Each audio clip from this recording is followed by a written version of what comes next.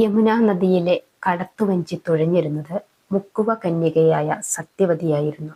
ഒരു ദിവസം പരാശരമുനി നദി കടക്കുവാനായി സത്യവതിയുടെ കടത്തുവഞ്ചിയിൽ കയറി. സുന്ദരിയായ സത്യവതിയിൽ മുനിക്ക് കലശലായ ഭ്രമം തോന്നി.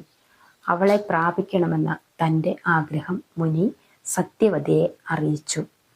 തൻ്റെ കന്യകാത്വം നശിക്കുമെന്ന ഭീതിയിൽ മുനിയുടെ ആവശ്യം അവൾ നിരാകരിച്ചു. സത്യവതിയോട് പരാശരമുനി പറഞ്ഞു, നിനക്കൊരാപത്തും വരാതെ ഞാൻ സൂക്ഷിച്ചു കൊള്ളാം. മാത്രമല്ല നിന്റെ കന്യകാത്വം നശിക്കാതിരിക്കാനുള്ള വരവും ഞാൻ നൽകാം.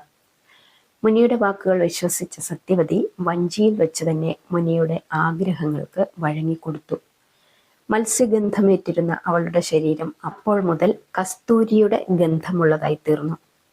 ഗർഭിണിയായ സത്യവതി മുനിയുടെ തപോബലം കൊണ്ട് ഉടൻ തന്നെ പ്രസവിക്കുകയും ആ കുട്ടി ഉടൻ യുവാവായി തീരുകയും ചെയ്തു. യമുനാ നദി മധ്യത്തിലുള്ള ദ്വീപിൽ വെച്ച് ജനിച്ചതിനാൽ ആ കുട്ടിക്ക് മാതാപിതാക്കൾ ദ്വൈപായനൻ എന്ന പേരിട്ടു. മാതാവായ സത്യവതിക്ക് തന്നെ കാണണമെന്ന് മനസ്സിൽ തോന്നുന്ന അവസരത്തിൽ വന്നുകൊള്ളാമെന്ന് പറഞ്ഞ് പരാശരമുനിയുടെ പുത്രൻ ദ്വൈപായനൻ തപസ്സനുഷ്ഠിക്കുവാൻ യാത്രയായി. ഈ ദ്വൈപായനനാണ് പിൽക്കാലത്ത് വേദവ്യാസൻ എന്ന പേരിൽ പ്രസിദ്ധനായി തീർന്നത്.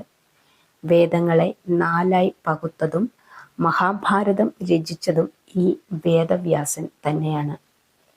പരാശരമുനിയെ പ്രാപിച്ച് ഗർഭിണിയും മാതാവുമായി തീർന്ന സത്യവതി അദ്ദേഹത്തിൻ്റെ വരസിദ്ധി കൊണ്ട് കസ്തൂരി ഗന്ധിയായി തീർന്നുവെന്ന് മാത്രമല്ല കന്യകയായി തന്നെ തുടരുകയും ചെയ്തു.